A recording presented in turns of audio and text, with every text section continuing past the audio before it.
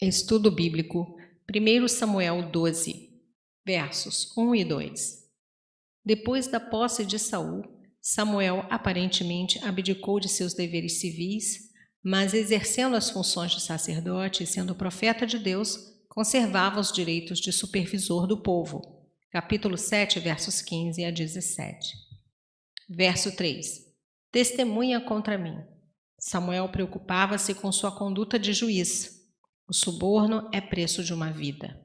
Normalmente, significa que o dinheiro pago ao assassino é oferecido aos parentes do assassinado com a condição de que eles renunciem ao direito de vingança.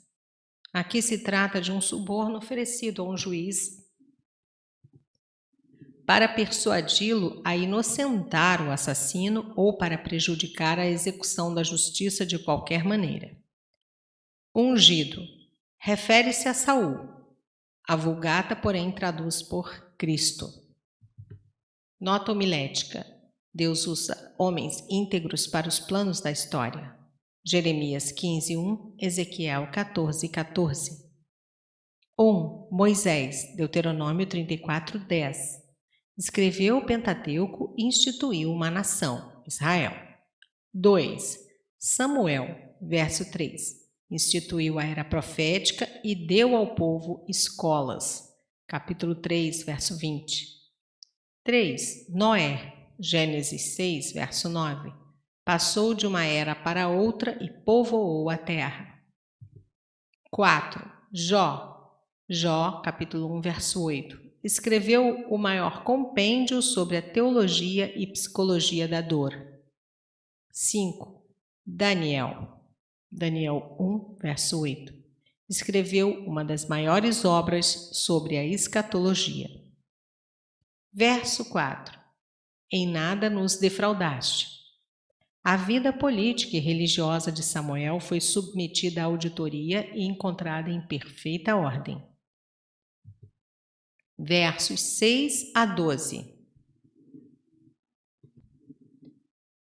O verso 6 é a introdução aos versos 7 a 12, que falam dos períodos críticos da vida de Israel e dos homens escolhidos por Deus para libertar o povo da opressão estrangeira. Jerubaal, verso 11, refere-se a Gideão, Juízes 7, verso 1. Baraque, Juízes 4, 6, é a correção do texto hebraico Badã.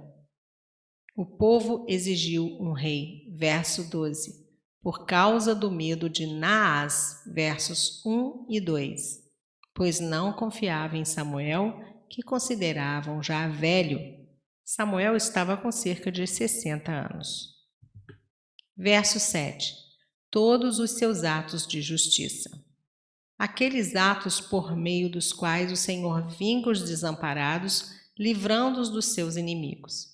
É este mesmo poder salvador de Deus, dirigido contra o pecado e não contra os inimigos humanos, do qual Paulo fala quando declara que a justiça de Deus se revela no Evangelho. Romanos 1, 17. Verso 9. Então os entregou, vendeu-os. A maneira como Deus abandonou o povo de Israel na mão dos seus inimigos está descrita sob a figura de uma venda, tal como a libertação de Israel é chamada de redenção ou remissão.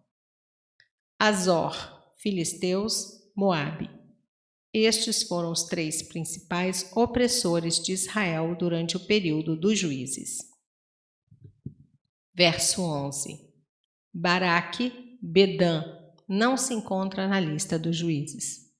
Bedã e Baraque são quase idênticos em hebraico.